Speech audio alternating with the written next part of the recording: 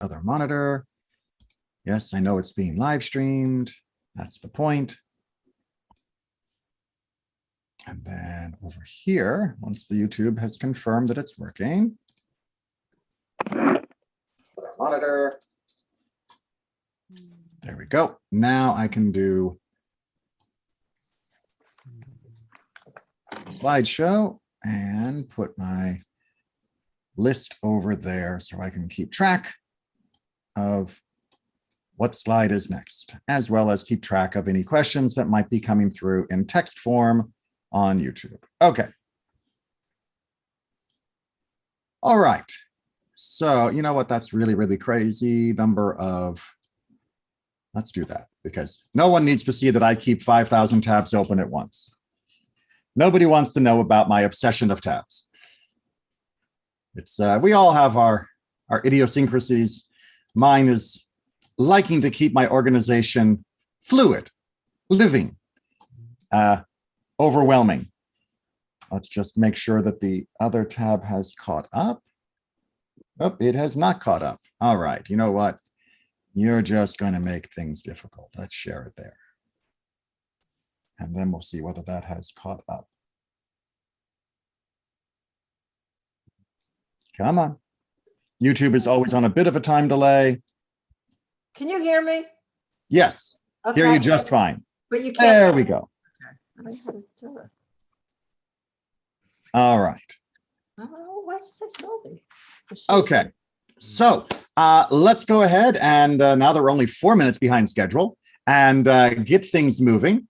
A reminder again right off the top that I am pleading with everyone to please, please, please keep your mics muted, except for if you have a question or if I make it a free-for-all at some point.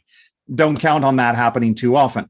That's because Zoom is not great about balancing multiple voices. And since we will be doing a lot of practicing, and I want you to actually practice while we go through this, not just listen to it, that means your mic needs to be off so that you can practice in the comfort of your own home and not disturb anyone and not take over the audio channel on the recording.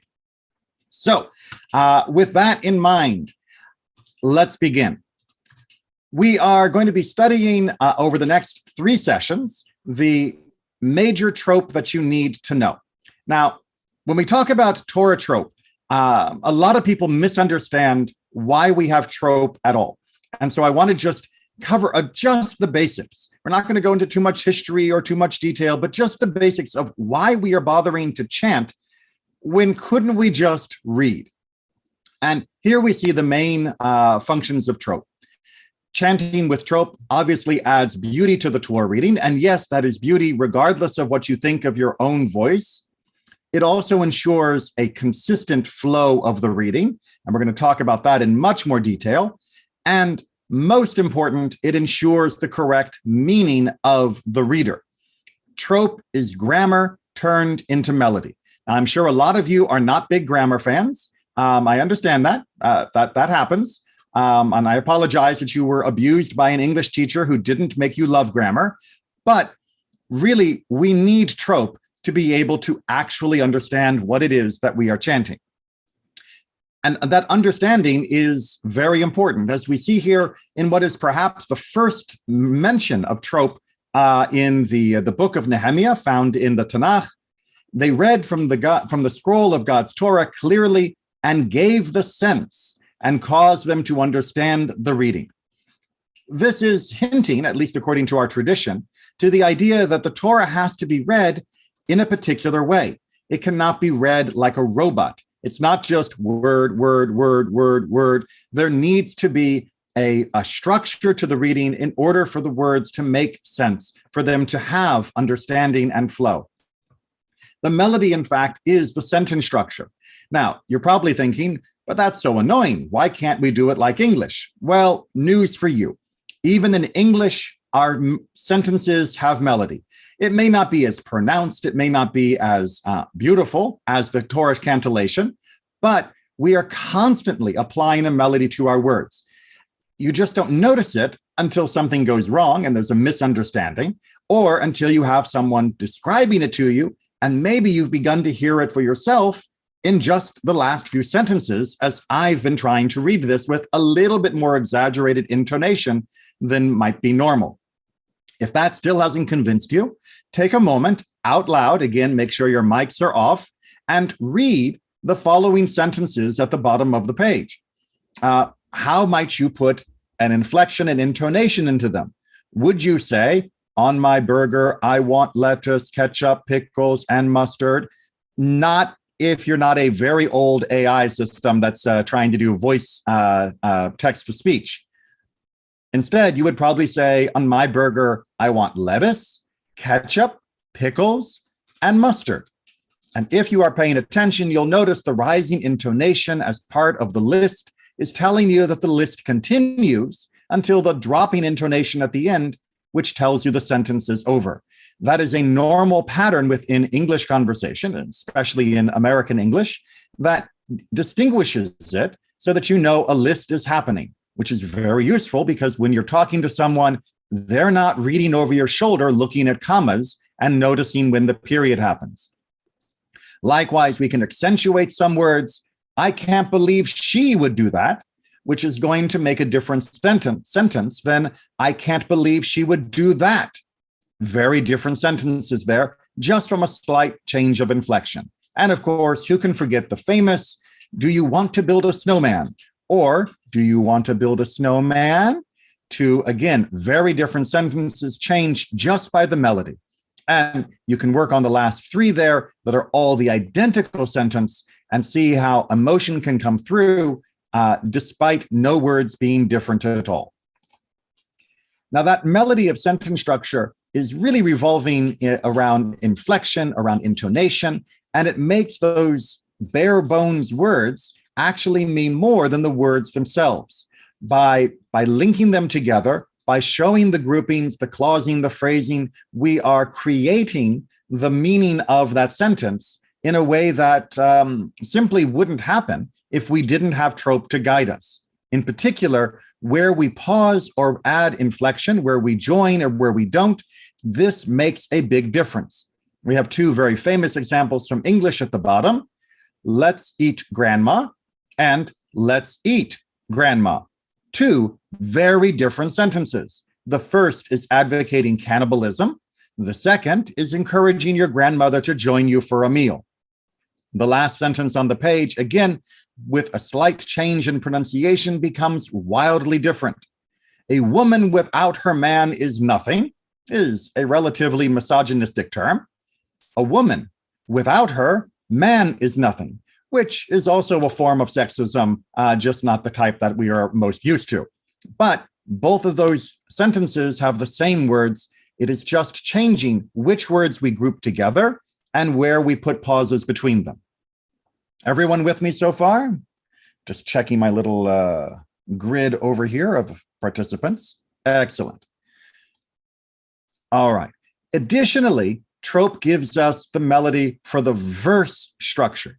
It's very important to realize that the Torah is broken into verses, psukim in Hebrew, not sentences. Sentences, as you remember from your English class, needs to have a subject and a verb. But when we are chanting from the Torah, a verse could have more than one sentence in it by English rules and by Hebrew rules. And that means the trope is even more important because you don't want to make either a terrible run-on sentence where you don't pause in the right place and the sentence just goes on and on forever and there's no indication that you're into a new verse and you've been talking now for half an hour. And likewise, you don't want to separate two sentences that belong together as one idea unit that we call a verse. And that verse then could be, on the other hand, an even incomplete sentence according to the English rules, but that's okay. If you look at the small example here from Genesis at the bottom, 6:18, without punctuation, it would be a little confusing to recognize this as being one verse. At first read, you might think that this is two verses because there are two separate sentences. On the other hand, it could be part of a much longer verse and maybe continuing afterwards beyond the end of that final U. But with the trope, we recognize that, in fact, this is one verse that has two main ideas, and the trope will then help us to isolate that as well as bring it together. Now, the elephant in the room is about the music, because for most people that are apprehensive about chanting from the Torah, it is not the Torah part or maybe even the grammar part that gives them the cold sweats. It is the question of music. It is the question of singing in public, if that is the purpose of you studying this. Is the music really needed? Well, as I've already explained, intonation and inflection, the pausing and the grouping of words, that absolutely is essential. And we add a certain element that could be called music because we do change pitch, key, and notes in different situations in our own language here in English. But the accentuation of musical notation is technically optional. And indeed, if you go to different communities around the world, you will find that some use more elaborate musical notation, some use more subtle musical notation. But all of them use a consistent form, at least within each individual reader. Here at Temple Israel, we are blessed to have many readers from many different traditions, and that's perfectly fine. We don't all need to sound like carbon copies when chanting from the Torah. But you will notice that those who have studied the trope the most, there is a pattern, a cadence, and a reliability to their chanting that makes the text more understandable and able to be followed more clearly. And it's that consistency that is more important.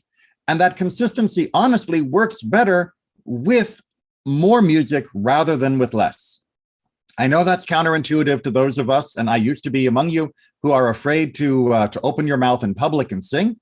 But the music really does help us remember the patterns we're going to be studying, as well as apply them correctly to the text, which is the main goal for which we are striving. But it's really important, even as we are going to be trying to sing, to recognize you don't have to be a great singer. You don't even need to be a mediocre singer.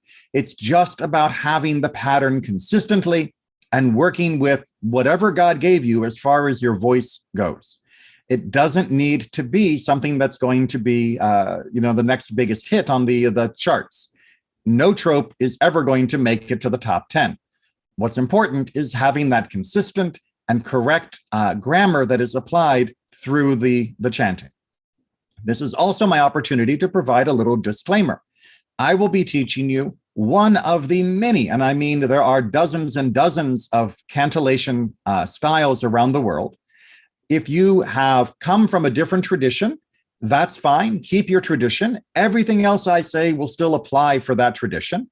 If you would like to learn a different tradition, that's fine. I won't be the one to teach it to you because I don't know other melodies quite as well as this one. But again, everything I say about the function of the trope will be exactly the same no matter where you go. So I can only teach you what I know, but what I know applies to more than just the music. The music is really the last element, even if it is the part that sticks in our mind the most. Now, just to drive home whether or not you need to be a good singer or not, I can't resist to bring a great quote from the Talmud. Rabbi Yochanan said, anyone who reads without a melody or studies without a song, the verse states, so too I gave them statutes that were not good and judgments whereby they should not live. Now, this is a quote from Ezekiel, which is basically saying, if you do it wrong, God is basically saying, I've wasted my time with this person. Now, Abaye strongly objects. What do you mean I've got to sing, I've got to chant? Because one who does not know how to make his voice pleasant, you read concerning him and judgments thereby they should not live? Are you really telling me, Rabbi Yochanan, that if somebody can't sing well, that God is angry and disappointed with them? Rather, it is like this. Concerning two Torah scholars who dwell in the same city and are not pleasant to one another in matters of halakha in Jewish law, and they quarrel, the verse states, so too I gave them statutes that were not good and judgments whereby they should not live. Meaning the real thing to look out for is the pleasantness of your character, not the pleasantness of your voice. And that goes especially for when somebody might be considered criticizing someone else as they are trying to learn the trope system. It is very tempting for people who have already mastered this to look down their nose at people who are struggling, and really shame on them. And it is also very tempting for people who are beginning, but who have pleasant voices, to feel that because they can sing well, they don't need to be too worried about the details of the trope. The great voice is not the important thing. The correct reading is the important thing. And if you have a great voice and you make it correct, then as we say, hareze meshubach, behold, this is wonderful. But the purpose is always to read it right, regardless of how beautiful your voice may be. Okay, any questions then before we get down to work? Just double checking over here, not seeing anybody. And just a second. I'm going to remind everybody again, as we go into the next section where you are going to be singing in the comfort of your own rooms, that you need to have your microphones off. All right, now that we get down to work, I get to give you the rules, because there are rules. Now, these are rules we are going to review each and every class because they are so, so important. Every word has a trope symbol. Period, full stop. Every word has a trope symbol. This is in order to make sure that every word is correctly accounted for in the reading. Every symbol is either a joiner or a stopper in the flow. That means they will be categorized, and I've got a coding for that to help you, as either making sure that as soon as you finish it, you move on to the next word immediately. That's a joiner. Or as soon as you finish it, you take a break. That's a stopper. Now, there are different degrees of stopping, but really we're just going to deal with about three. There is the big stop at the end of a sentence. There is a moderate stop in the middle. And then there are other stops, which are just a little pause. But you need to make sure that words that belong together flow together. And the trope helps you do that. And words that don't belong together need to have that pause. And the trope helps you do that. Number three, the symbol will always appear with the accented syllable. It is amazing how much information is on the page, but that symbol will always be either below or over the syllable that gets the accent. And that's going to tell you exactly what you need to do and where you need to do it. The earlier symbols, the ones that come before, the earlier syllables, the ones that come before that syllable, those are just chanted with whatever neutral note is comfortable to your voice. Now, we're in luck because most Hebrew words are accented on the final syllable, but if they aren't, then you'll notice it because the trope will be somewhere else in the middle of the word, and then you just need to reserve a note or sometimes two for any remaining syllables that happen at the end. And this will become very natural and obvious when we get to our examples. Any question on these big rules before we move on to some smaller rules? Okay. The other rules. Trope usually comes in family blocks.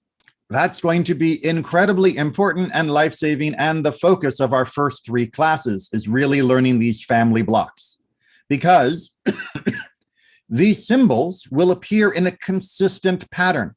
This is incredibly helpful because it means you don't need to memorize all 50 words. You need to memorize the phrases, but not even the phrases. You need to memorize which family governs that phrase. And since there are a limited number of families, you now have, a dozen, a little bit more families to work on, and that's all you need to learn. So it goes from being an impossible amount of things to remember to being very manageable very quickly. If you learn that pattern, that family structure, then you can predict what trope is next. And we're going to practice that next week when we've actually had time to practice on your own. And then number 4, this is where, again, I am very grateful for our tradition. The melody motif of a given trope doesn't change in its own system. So there's a Torah system, a Haftarah system, a Chanting for Purim system. Those can change between the different systems, although the symbols don't. But within Torah, which is what we're focusing on, the symbol that looks the same will always sound the same. There is one asterisk to that. It's known as munach. That's that little right angle symbol that I've got here on the bottom. And yeah, that's a special case, which we will talk about later on. But even there is consistency to rely upon. All right, so here is what we are going to be studying today. We are going to look at the three most common, most used, and thus most important trope families.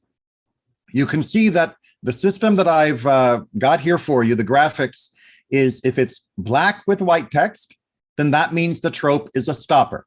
You take a little pause at least after it. If it is white with black text, that means it's a joiner, which means between it and the word that comes after, you don't take a pause. That's not a place for a breath. That's not a place to get your bearings. You should be flowing from there to the next word as a natural course, just like you do in an English sentence when you're not pausing for a new phrase or for something that might be separated by a comma or other things like that. Everyone got that basic idea? Excellent. Now, we are going to look at each one of these in turn, but I want to explain a little bit about the methodology and what I hope is the advantage of doing this class through the Zoom and YouTube recording, which is this is not only your class, this is also your study material. So as we go through, I'm going to sing all of the trope, and at different points, I will sing them and then pause to give you a chance to repeat them on your own in the privacy of your own house. That means there will be little gaps of silence, and you should use those when you review this recording while practicing as well. That should give you an opportunity to say it out loud. Nobody ever learned trope by just thinking about it. You got to open your mouth and actually make the sounds, and you got to make them loud and clear. This is not something to be whispered. The Torah was given at Mount Sinai amidst the sound of crashing thunder and the blasts of shofars. Your voice should also be at a nice, strong level. And it also makes it easier if your voice isn't a whisper. Whispers are very hard when you're trying to sing. It's much easier if you let your voice be natural. So we're going to go through this page just so you can hear all of them on one page and then use this as your review page when you come back to this lesson again. And then we're going to show each family in its own grouping and the kinds of combinations that you can expect. So for this first page, I'm going to sing the entire family all the way through for each line. I don't expect you tonight to repeat it immediately because it's too much information all at once. We'll be doing more of the one-to-one repetition on the next page and as we break down each family. Mercha tipcha munach etnachta. One more time. Mercha tipcha munach etnachta. Second line. Mercha tipcha, mercha sof pasuk. Again. Mercha tipcha, mercha sof pasuk. Third line. Kadma mapach pashta, munach katon. Again, kadma mapach pashta munach katon. All right, so those are our three families for tonight. And I should point out that in the email that I sent earlier and the WhatsApp notification, I put links to a Dropbox file. It's an online storage system where you can download a PDF that you can print out and look at all of these all on the pages, as well as recordings that are indexed to the PDF lines so that you can practice it on a phone or other device. You don't need to be on YouTube to hear your recordings, whatever works for you. So let's go ahead and take a look in detail at our first family. And our first family is the Etnachta family. Families are always named for the final trope of each family. That is the linchpin. That is the part of the family that always is there. And when it comes to Etnachta, almost every verse in the Torah will have an Etnachta family appearance. And every verse that has one will only have one. You can't get more than one of this family in any verse. Etnachta itself, this wishbone symbol right over here, will give you the biggest pause in a verse. It's the second largest pause you're going to get. The biggest pause, of course, will be after a verse before you start the next one. Now, as always, in Hebrew, we go from right to left. I've put the names of the trope in English to make it easier if your Hebrew is not exactly at the same speed as my chanting.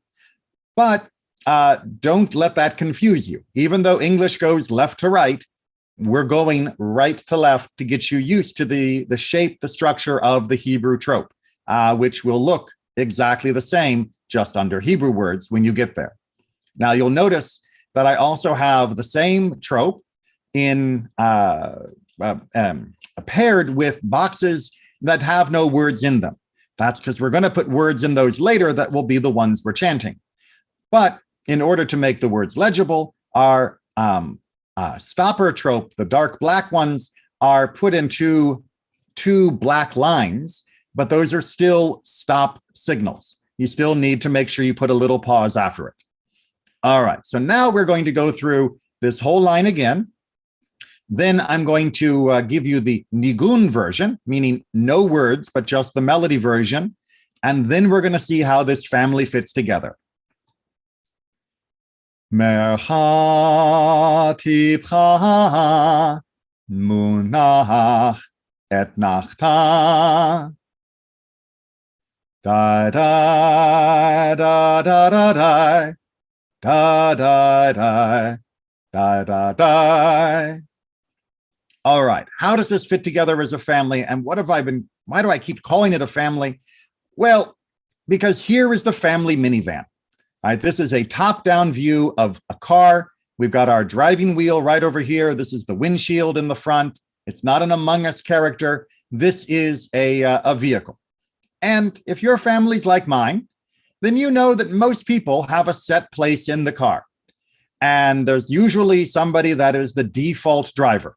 Well, our default driver is always going to be our anchor for the family, the person for whom the family is named. In this case, it is our wishbone, the Etnachta. But the other people in the car also tend to have their usual seats, and they tend to sit in their usual places. As we're going to see, however, not every member of the family comes on every journey. What happens when they're not there? Well, that will be our next slide.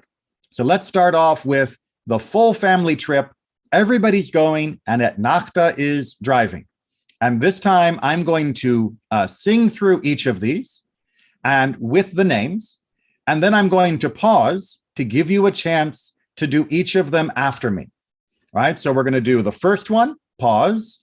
Second one, pause. A third one, which is down here on the second row, pause. And then our final one, and then pause. As I pause, I want you to chant whatever I just said, nice and loud and proud wherever you are. And then we're going to put it together as a unit. And then we'll be doing the same for each of the family combinations. Mercha tipcha munach Etnachta.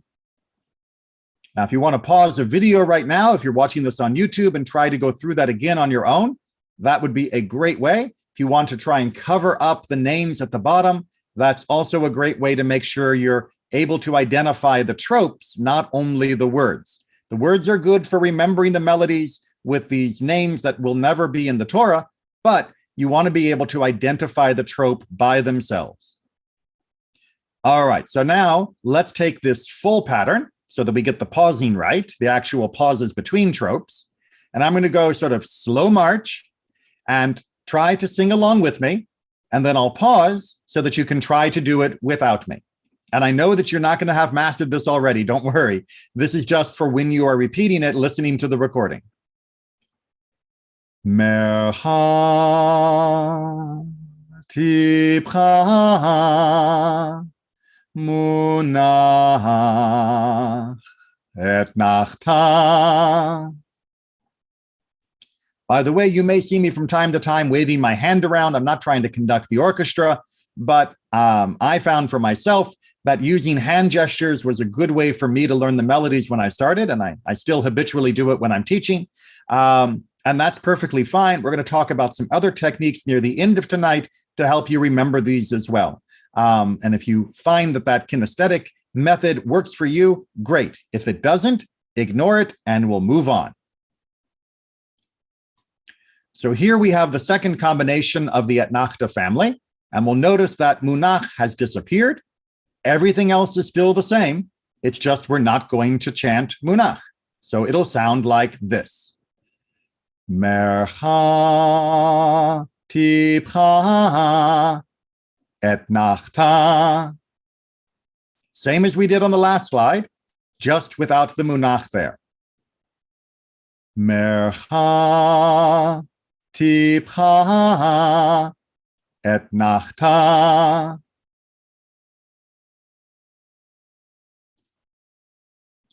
The next family trip sees tipcha, munach, and etnachta. Again, all the melodies keep their sounds. Tipcha, munach, etnachta.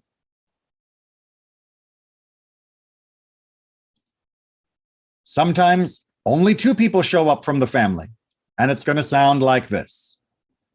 Tipcha, etnachta.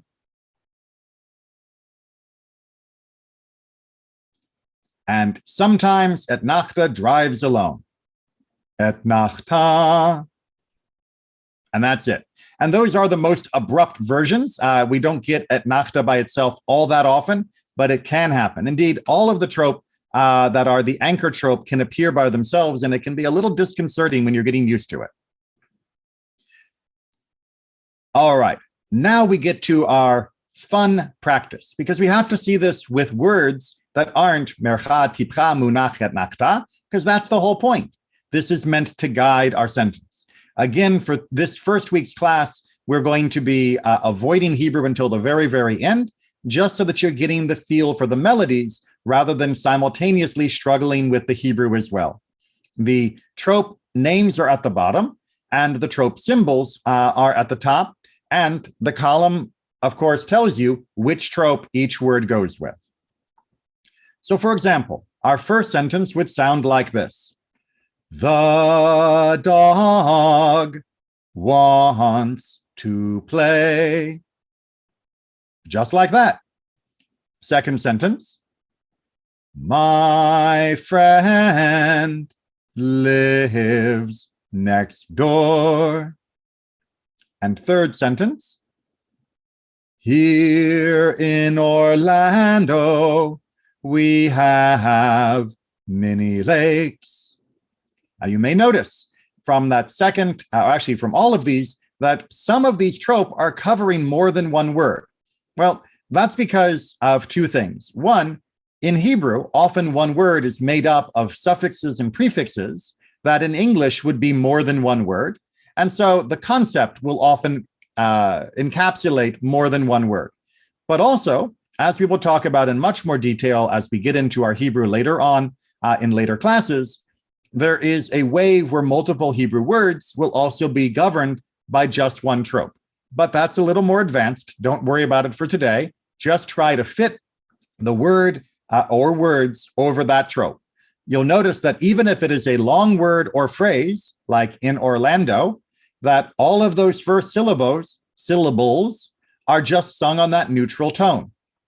In Orlando. And then I do the fancy bit when I hit the land, which is the accented syllable of Orlando. In Orlando. And I save my last note for the do, which comes at the end. Something not needed when I sing friend, because it's only one syllable. let's finish off this page, and then I'll take some questions if anyone is feeling a little lost in the explanation. Obviously, I don't expect you to have the trope memorized just yet. That's what practice is for. Where do you live? Fourth line. Do you work here? And final line. I like cheddar. I admit this is not Shakespeare. I was trying to find simple sentences without too much problem. Hopefully it's not putting you off my lack of beautiful prose. All right, so looking over at my gallery of participants, any questions from anyone so far? I have a question. Yes. How different, I'm just trying to go back a million years. How different is the Haftorah trope from the Torah? It is quite different. The patterns are the same. So the family structure is always the same. Even if you're in Haftarah, if you're in Rosh Hashanah trope, if you're in Chanting for Purim trope, you're always going to have Mercha, Tipcha, Munach, Etnachta. That family is always going to be the same, but the melody is going to be different. And if this class is successful and people enjoy it, I'll be happy to do a class about the Haftarah trope. And even a class about Rosh Hashanah trope or about Purim trope. But I don't want to do any of them vocally now because I don't want to contaminate your memory. So I am desperately resisting using any of those as an example because I want to make sure that you are stuck with just Torah for today. Are they called different things? Nope, they have the same names. Just different sound. Okay. Just different melodies. If you were reading music, which I can't do, but if you were reading music, the notes would be different, but the symbol would be the same, and the name of the symbol would be the same, and the pattern of the symbols would be the same. Okay, thank you. You're welcome. I think I also saw a hand up from Emily and Andrew.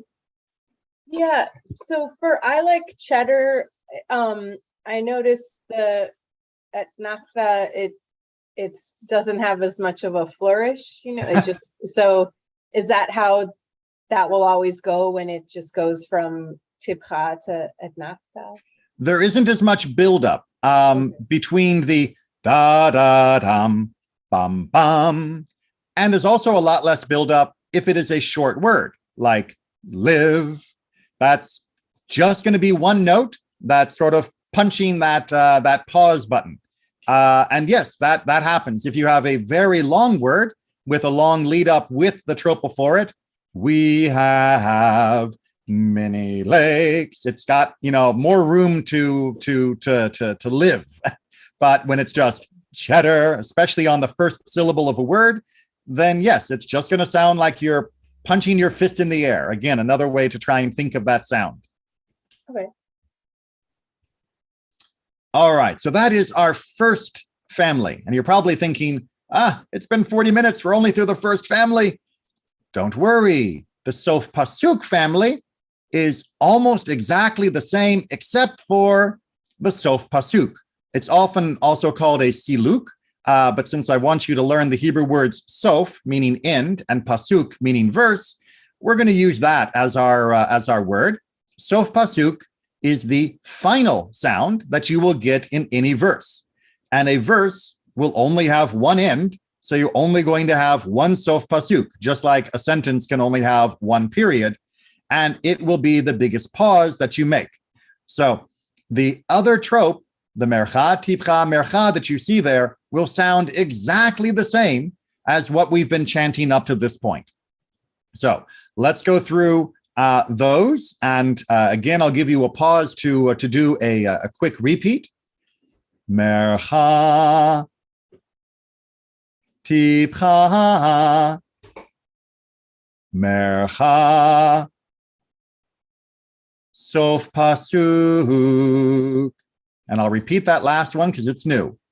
Sof Pasuk. And now with just the melodies. Bum, bum, bum, bum, bum, bum. Bum, bum, bum, bum, bum, bum. All right. So hopefully that gave you a little chance to practice. Again, you're going to have to practice every day to get this to stick. This is not a one and done kind of experience. As I explained to all of my students, young and old, learning to chant is not a purely mental activity. It is also a physical activity with your vocal apparatus, all those muscles and ligaments and things working together, and they have to learn the patterns. They have to learn to make the right sound at the right symbol, and that is a muscle memory thing, just like any other physical skill. All right, so let's go back to our minivan. This time, Sof Pasuk is driving. Mercha tipcha, mercha Sof Pasuk. So that's our full family out for vacation together. Mercha tipcha, Sof Pasuk.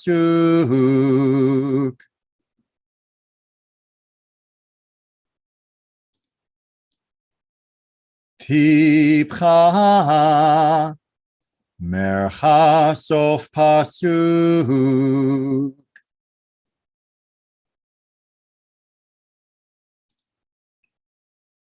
Tipcha, Sof Pasuk.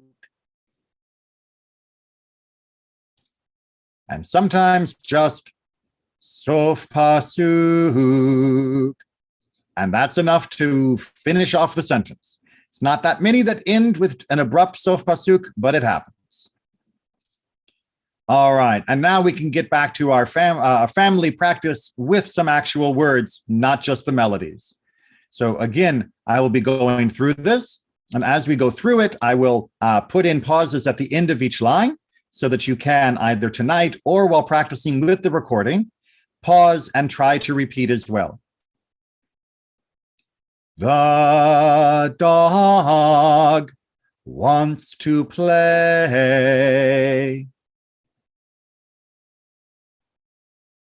My friend lives next door.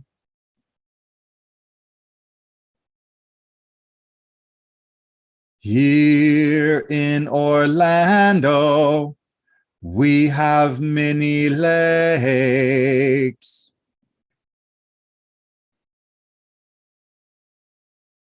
Where do you live? Do you work here? I like cheddar, which is true, by the way.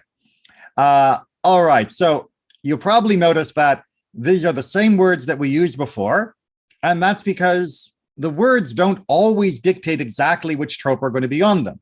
It's very easy to fall into a trap of if I chanted the word tov with the mercha, then it's going to be mercha every time I see the word tov. That's not good. Literally, tov means good. That's not right. You need to get used to the idea that the same word in different parts of the sentence or different verses altogether will have different trope. So you have to detach your memory from the word that you're learning for a particular sentence. That's why I want you to really try to learn the mercha, tipcha, mercha, sof pasuk, to learn the names of the trope, because learning them with the melody will make them more independent of any particular words. And of course, ideally, you should be able to hum them, la them, nigunit, yai-dai-dai, whatever version you like of a non-word-based sound.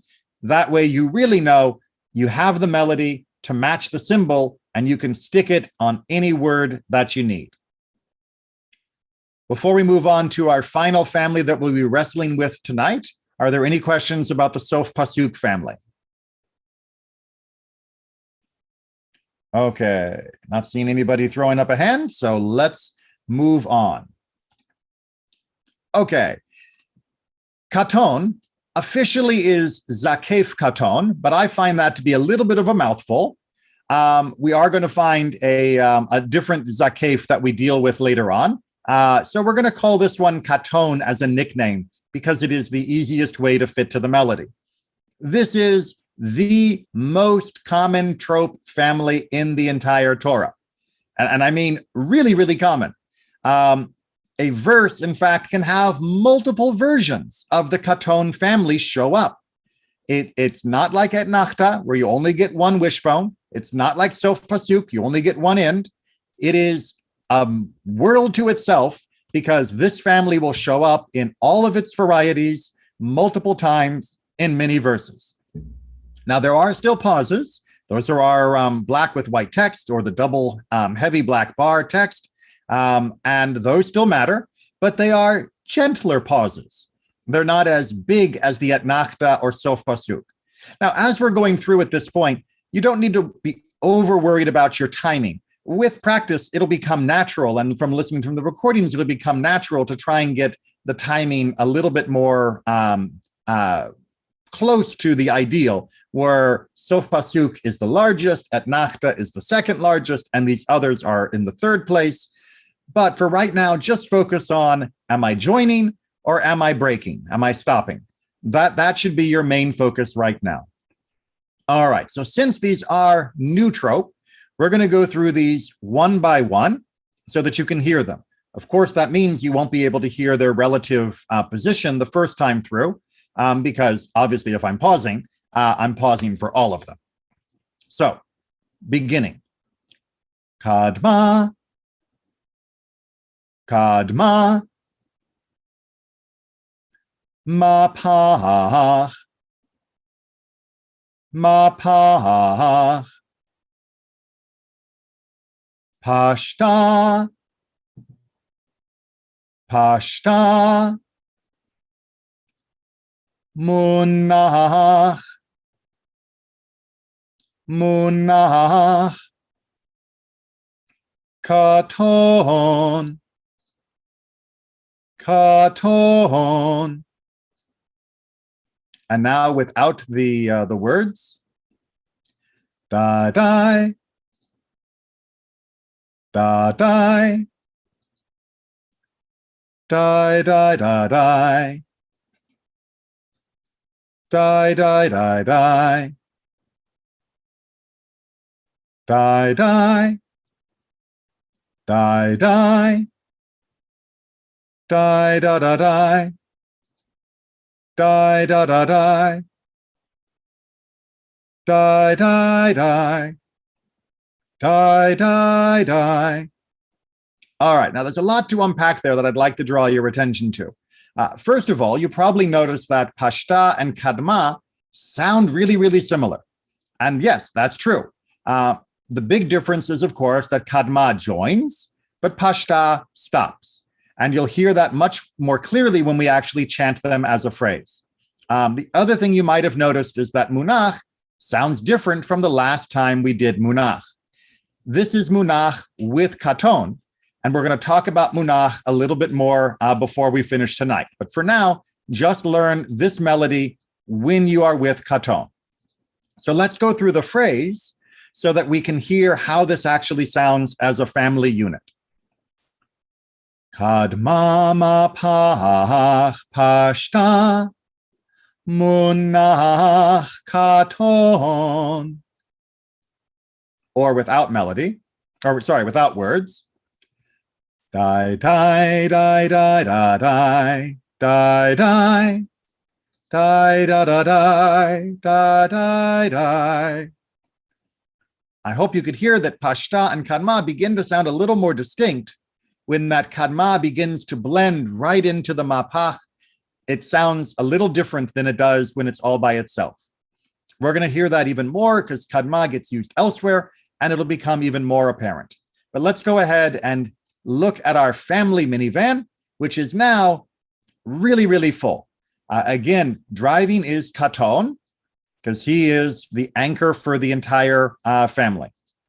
But all the others take their regular seats and make their sound as expected. So let's go through the full version once more. Kadma mapach pashta munach katon. Kadma mapach pashta katon. Mapach pashta munach katon.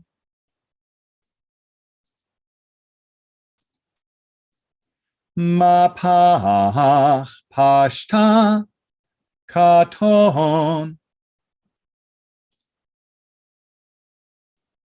Pashta munach katon.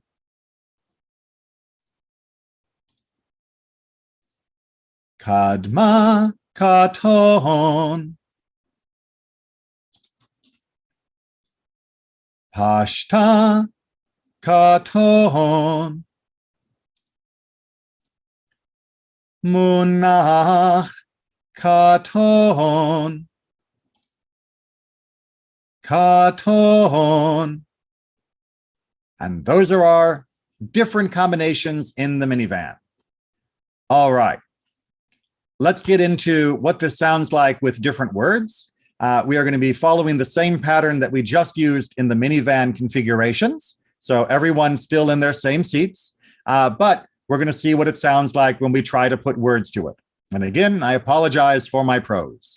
As always, we are on the right side, going left, despite using English. Why do birds fly when scared? This car needs a wash. My son loves hockey. Not true, but I thought it sounded fun. Where do you work? I hate Mondays. Why? Oh, why?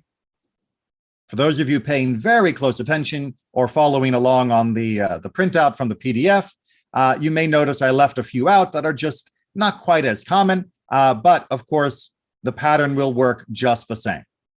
Before I leave this page and we move on, and before I open it up for questions, I just want to explain that I have now gifted you with these three families and the melodies that are here and the idea of using them with English, the ultimate torture tactic for you and people around you. My wife will, I'm sure, eagerly confirm that when I was studying this as an adult, I absolutely strained the edges of our relationship by talking in Trope when we drove, because she was a captive audience. And it was my way of trying to apply the melodies to English so that I would get a feel for the families as units and be able to construct sentences that actually put the pauses in roughly the right place. So just asking, something like, where do you want to stop? See, I'm out of practice in that. Where do you want to stop? Because we were often driving between Los Angeles and San Diego, and that was my best opportunity for working on this. Well, my best opportunity, her nightmare. So taking and just trying to apply this, even if it's on the fly, to other sentences is a great way of getting a feeling for the language or the melodies independent of the language, of letting yourself have a little fun and seeing how they fit together and choosing different combinations so that you'll realize that the combinations are flexible. What you should remember, however, from all of our different pictures of the car is that while the combinations are flexible, different trope will show up on different family trips. The order in which they come is not flexible. If there is a munach, it is not going to come before the pashta and then the pashta next to the katon. That's not going to happen. Within a family, people have their set seats in the minivan. and they will be in that seat if they're there. And if they're not there, everyone still stays in their seat and still does the normal job that they do. Once you get that in your soul, once that is burnt down into your consciousness, that the location of the trope is always going to be fixed within a family phrase, it is going to make your life easier. Not just because you'll be able to remember it more clearly, but because it means you'll be able to predict. And I can give you a prediction now. Next week, we are going to have some practice exercises where I will do a melody and you will have to predict what comes next, or you will have to predict what couldn't come next. For example, if I've just heard, "Do birds," there is a short list of what is the next melody, regardless of what that word might be. So getting it into your head that these melody patterns really do matter and that it's going to make your life easy will make it much easier to remember the trope when it comes time to actually chant it. Because as you read it, you'll find out what pattern it is, which family version it is, and then you'll be able to anticipate what comes next. And that means it won't be individual memory, individual memory, individual memory. It'll be like links of a chain naturally guiding you through a particular phrase, not only doing the grammar correctly, but also being able to remember it more easily because they are linked together. All right. Before we finish up with just a little bit more of advice and a few more informational things, do people have any questions about any of the three families that we have gone through? Our Etnachta family, the wishbone, or our Sof Pasuk, our end of the verse family, or our Katon, our Katon family? Yes, I think I see a hand. It's me, Laurie. Yep. So all of these are like in a paragraph. One Torah reading would contain all three. Absolutely. And we are going to look at actual Torah before we wrap up for tonight. Don't worry. And you're going to see how these fit together. I'm not going to force anybody to read. I never want to embarrass anybody in public, definitely. But I'll show you how they fit together, as well as how much you've already learned by reaching the point of learning these three families. Who invented this? It's a great historical question. We know that people were chanting the Torah all the way back to the time the Torah was given. We know that even in societies that have limited literacy, meaning not everybody has a book or maybe can read, that the use of melody and formal vocal grammar is very important for passing on that tradition and knowledge.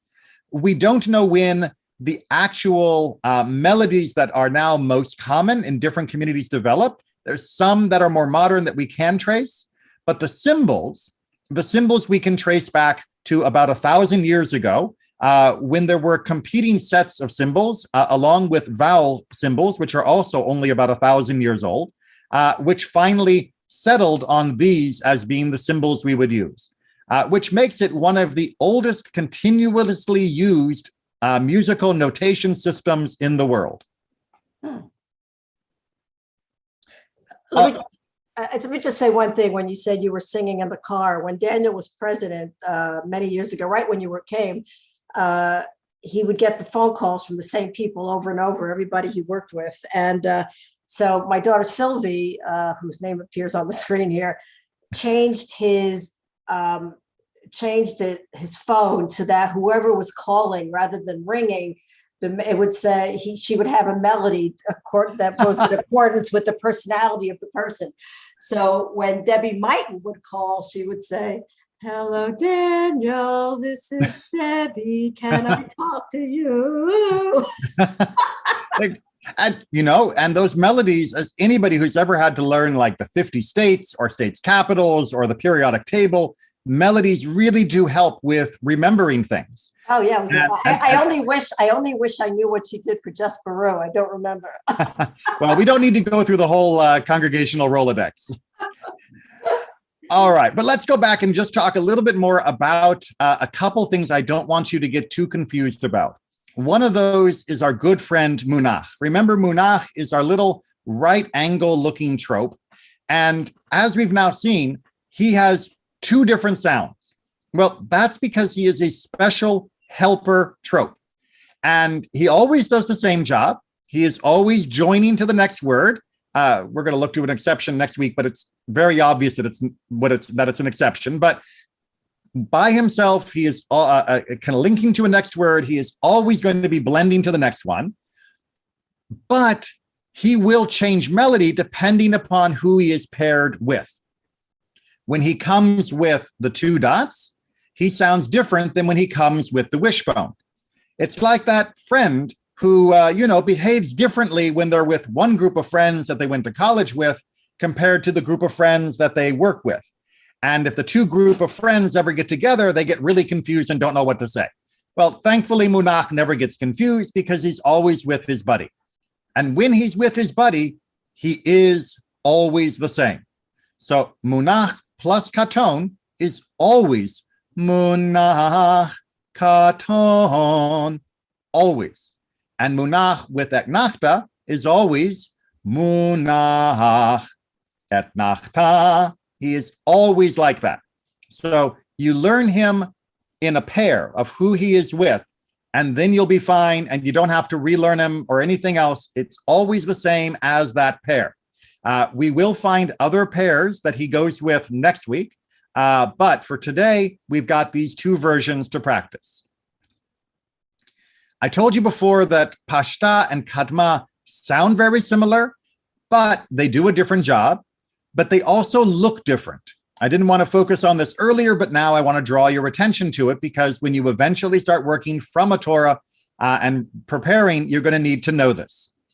They are both this upwards arc-shaped symbol, but the Kadma will always be over the accented syllable, whereas the Pashta, regardless of where the accent is, will always appear hanging off the left-hand side of the word. And we can go back to our trope guys 1,000 years ago and wish that they made a separate trope so that it wouldn't be confusing, but they didn't. And so we have to learn it. But Pashta is always on the edge. And you can even use that to help you remember that it is a pause symbol, because if you came up to the edge of a cliff, you would pause too.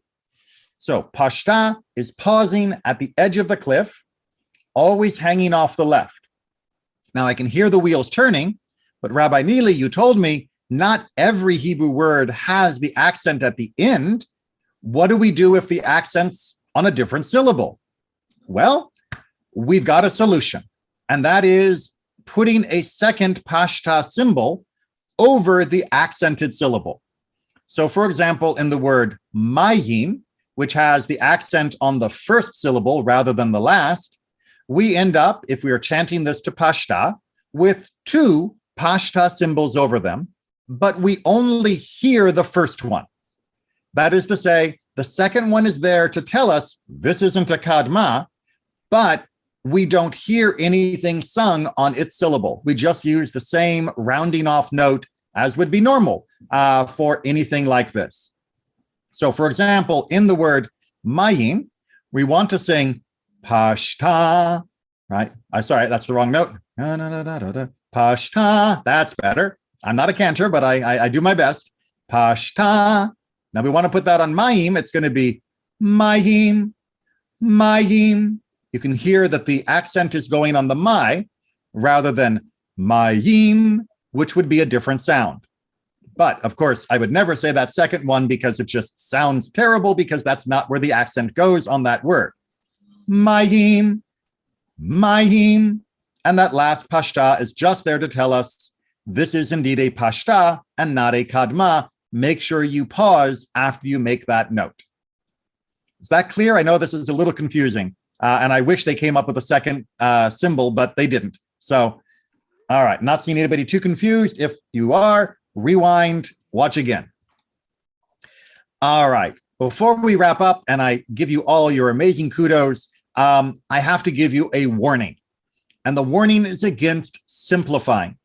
And I speak from personal experience here, as someone who has spent many, many years very unconfident in his singing ability. When I began Trope, I just wanted to just mush it together, mumble it a little bit, This one kind of goes up, that one kind of goes down, and just simplify the melodies, right? I mean, as long as I get the pauses right, does the melody really matter? Like I said, technically not. Technically, and if you were part of communities where they had a very simple melody, you'd be perfectly at home there. But I will also tell you it's harder when you do that. Because when you smush the melodies and you remember them as just this one goes up a little, this one goes down a little, then you lose what makes them different and you begin to forget which one is which. And that means you forget which one is a pause, which one is a joiner. Exaggerating the melodies is my recommendation while you're practicing. Don't just do a tip ha, do a tip ha. Really try to hear those notes moving around. Really try to visualize those notes moving around. And that will make it easier to remember. It'll make it clearer of which ones are pauses, which ones are joiners. It'll make it easier for you to feel the family when you first hit that kadma. Ah, yes, I'm in the Katon family. I know what comes next. Everything is much sharper and more in focus in your memory and then in your execution when you make the trope nice, clear, and distinct. Don't give in to the temptation of smushing. It's not going to work. You're only going to be delaying the hard work of learning it, and you'll be making that work harder in the long run. So don't give in. Sing it loud, sing it clear, sing each one of them sharp and distinct. Use the recordings, both this YouTube as well as the links that were sent around and which I will also add to this video when I'm done. Use them and really try to capture the feeling of the difference between each of the tropes. Now, if you're not sure about those differences, well, one way to help is visualizations. Now, I already said that you can visualize by conducting with your hand. That's perfectly fine. If you read music, by all means, visualize the notes, but you can also visualize them with a mnemonic. When I'm often teaching in the school, I will try to give pictures. My drawings are not as good as the clip art I found, to help go along with the different melodies to help people remember them. And for some people, this works wonders. So for example, mercha tipcha both look and sound like a skateboard ramp. You sort of start off and gain your melody on the mercha, and then you go up and pop at the top of the tipcha, and you do a little kick flip to give that flourish. Mercha tipcha, mercha tipcha. Whereas munach, when it's with etnachta, always sounds to me like I'm popping downstairs. Munach, munach. That little drop down those steps. And the etnachta looks like a wishbone, and it also pops like a wishbone or cracks like a wishbone. Etnachta, etnachta. Just a little bit of a way to try and remember some of these. Likewise, in the Katon version. Oh, sorry, did I see a hand? Or you're gesturing. Okay, sorry. I've got my peripheral vision on the Brady Bunch view of the Zoom group. Okay, for the Katon version, you might think of them like this. Mapach is like a bouncing ball. Mapach, mapach. It's got that high and then drop, and then it bounces up a little bit and then drops again. Mapach. Whereas pashta is like taking a shot in a basketball game. Pashta, pashta. And then you got that hang time as the ball goes because it is a pause version. Mapach, pashta. And then I always think of munach with katon as being like doing a somersault. Munach, munach, munach. And then, of course, katon is a little hill. You go up and then back down to the same height you started. Katon, katon. You don't want to stop at the top, and you want to make sure that you finish off at the level you started, which would put that whole phrase as being mapach pashta munach katon. So come up with other visualizations that work for you. I will give you a few other suggestions for trope that we do next week. But really, it's about finding a hook that works. We're also going to talk about other techniques for learning the phrasing when we meet next week as well. I'm going to try and give you some tips and tricks and mnemonics each week, but I don't want to overload you too much this first time. We've already gone a little bit over our scheduled time, but I'd rather be complete than incomplete. Any questions about the visualizations here? Oh, yes. Chaim. Oh, you're muted, which is good, but now you can unmute.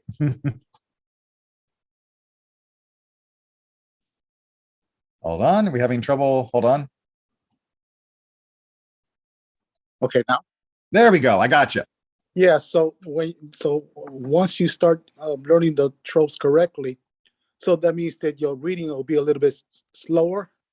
You know, so like when if I say Baruch Atah Adonai, instead of saying that, I will say Baruch Atah Adonai. Yes, absolutely. It will definitely slow you down. Now, there are master chanters out there that can do it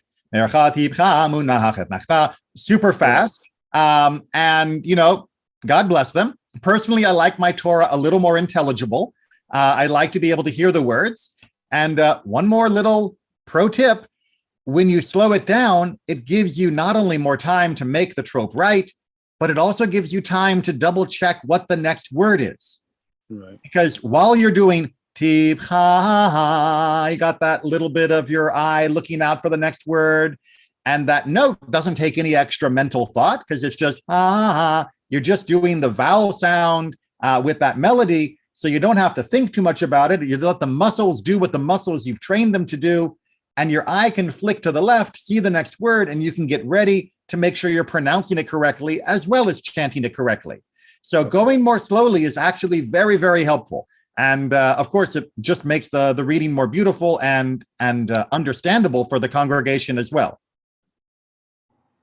I also find that when just reading and chanting privately, as some of you may be learning this not to be on the bima, but just to do it for a personal meditative practice, savoring the words with the trope is a very, very powerful technique for slowing down the way that you are reading through the text.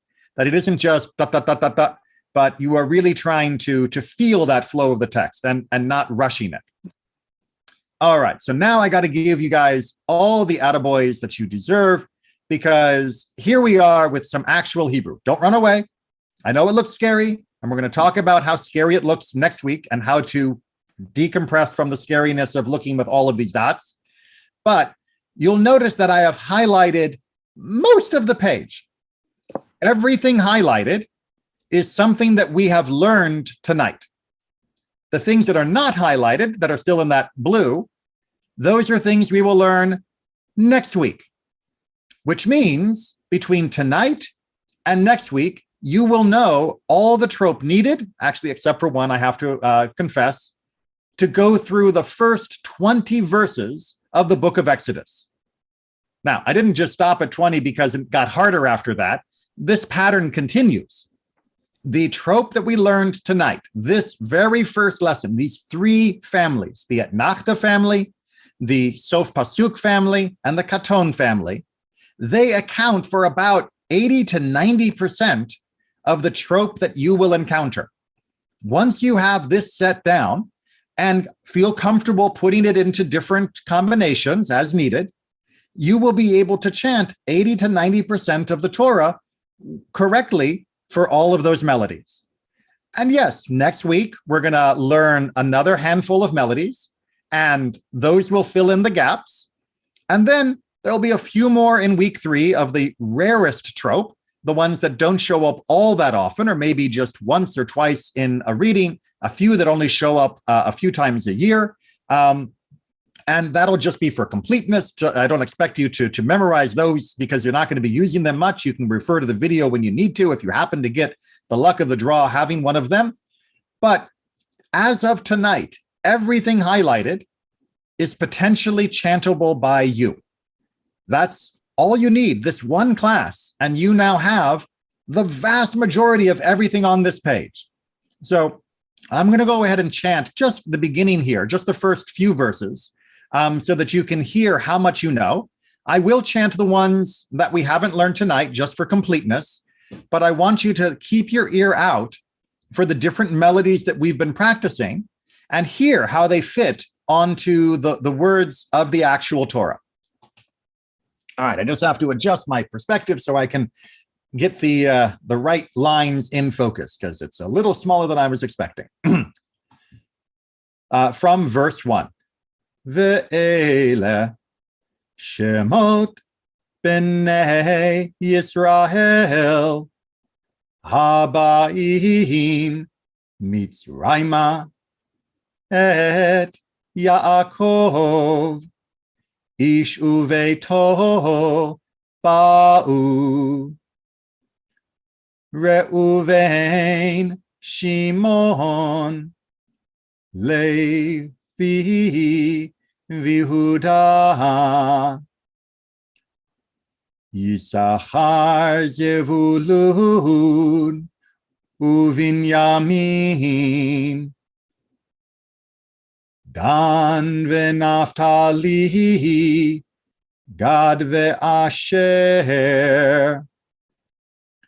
Vayhi Kol Nefesh Yotzei Yerech Yaakov Shiv'im Nafesh V'Yosef Haya v'Mitzrayim Vayamot Yosef V'chol Echav V'chol Hador Hahu Uvnei Yisrael Paru Vayishretzu Vayirbeu Vayatzmu Bim'od Me'od Vatimale Haaretz Reitz Otam. And we're going to leave it there. So hopefully some of those melodies now sound familiar.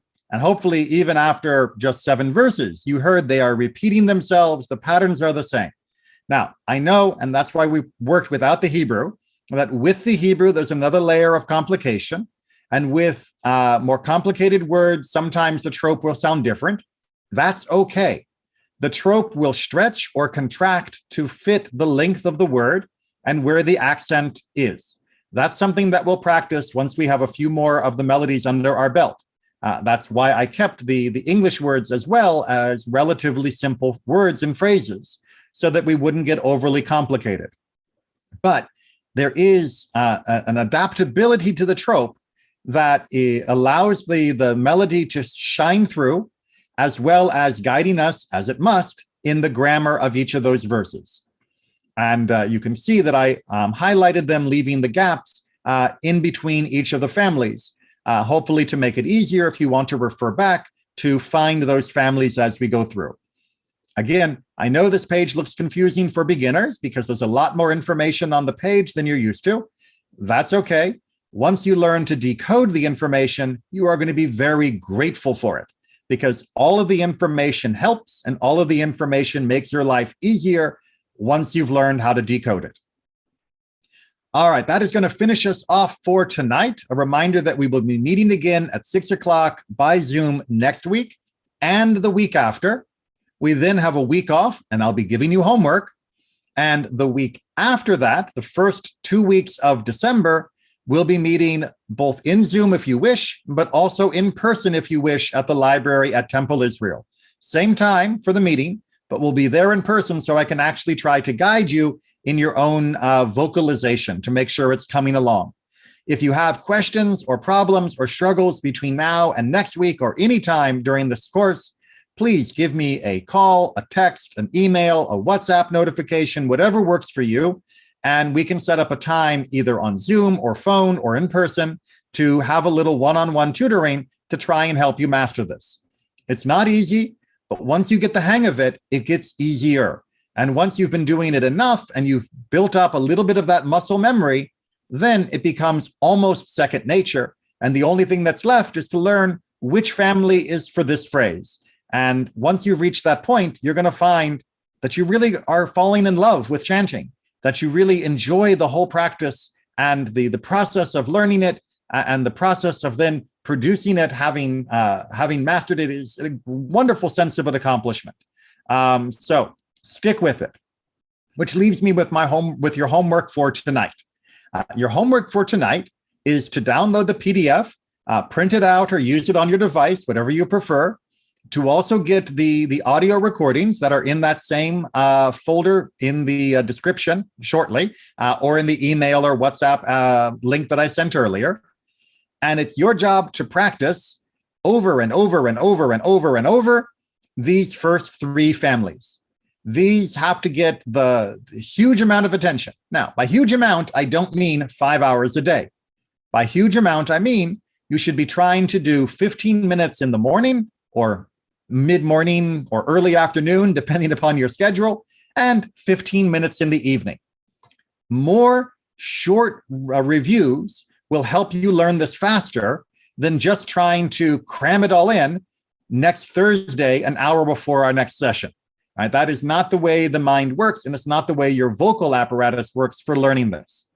And you can practice it by repeating the phrases with the names, mercha, tipcha, and so on, using the recordings, which will be indexed to the PDF so that you can practice all the varieties of the families. You can also practice it by replaying this YouTube video, which will be uploaded to YouTube shortly after this class finishes tonight.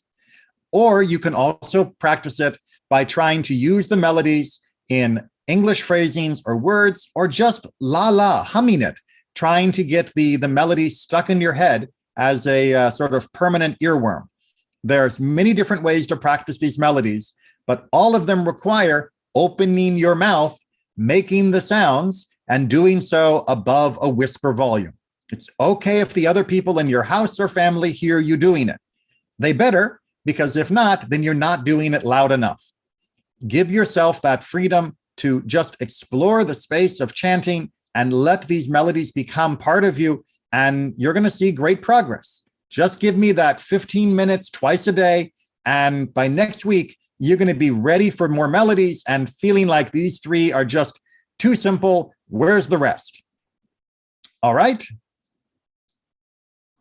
All right. Any last questions, comments, or concerns before we wrap it up for today? Yes, I cannot believe that you ever thought you didn't have a good voice. Well, I've told the story before, but I'll finish it off again just in case anyone else thinks that this is some sort of like fishing for compliments or false modesty. I was the kid who grew up and the choir director told me, move your lips, but don't actually say the words. I was the person that got made fun of for singing at various events or other things and was told, be quiet. And it wasn't until I was much, much older, and I should say on top of that, having been a young person who went through 12 years of speech therapy, I was already rather self-conscious about making noise in public anyway. I couldn't give up talking, but I could definitely give up public singing. It wasn't until I was actually going into rabbinic school. The two things. One, going into rabbinic school, I knew I was going to have to sing in public, so I better try to improve it. But really, what had given me confidence, and this is going to sound very strange, was doing karaoke in Japan.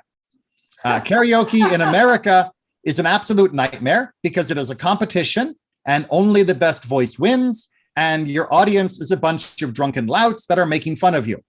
Karaoke in Japan is privately done in a small room with just your friends or your date, and I was dating Penelope at the time, and you're just singing your favorite songs, and you're just having fun. And the best way to sing your best is to just have fun, to not be stressed, to not be feeling like you're being judged, to not tighten up your throat because you're nervous and swallowing your sounds because you're ashamed of what's coming out. If you just let yourself sing, everybody has a perfectly nice voice.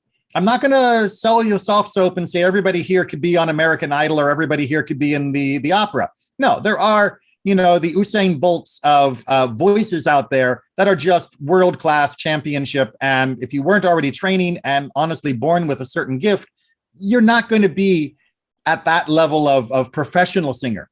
But everybody has a decent voice as long as you let it out, as long as you just let it a little bit be free. And really from karaoke and then the feeling of need, I learned that I had to stop worrying what people thought and just try to sing clearly with a strong, lung support, trying to actually get air out of my throat, because it's easier to put more air through a loose throat than it is through a tight, nervous throat. And, I found that people stopped telling me to stop singing. People stopped running away. It turns out I don't have a bad voice. My voice is, I think, moderately good. And the things I know, I think I sing quite well. I'm not going to get record deals, don't get me wrong, and I'm not getting a swell head, but I believe that everyone can sing reasonably well.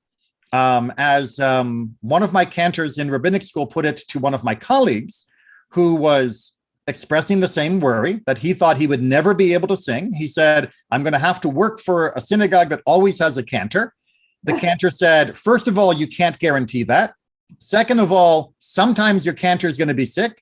And third, your cantor doesn't want to have to do every singing for the entire congregation. You need to carry your own weight. And he said, but I can't sing. To which the cantor replied that in his choir, he has somebody that is deaf that can sing. And he said, you cannot be more tone deaf than somebody that is actually deaf. And if they can learn to sing because they put in the effort, you can learn to sing. And he did. And now, yes, he's not getting any record deals, but now he is able to sing very passably for his congregation. And it's because he realized that, one, he had to, and two, that with a little bit of encouragement and a little bit of relaxing and allowing yourself the freedom to experiment with your voice, find what is comfortable, find what works for you, that all of us have a very decent voice. It's just how God made the human apparatus. And everybody here is capable of singing in a way that would be beautiful in the Bima or beautiful for their family or beautiful in their own private meditation. Never let anyone tell you that you're not good enough to open your mouth, whether it be for chanting Torah or any other aspect of our faith. Well, that was very inspiring and encouraging. Thank you. All right. Well, we will remember, though, that part of do the hard work, because it's not meant to be merely inspiring.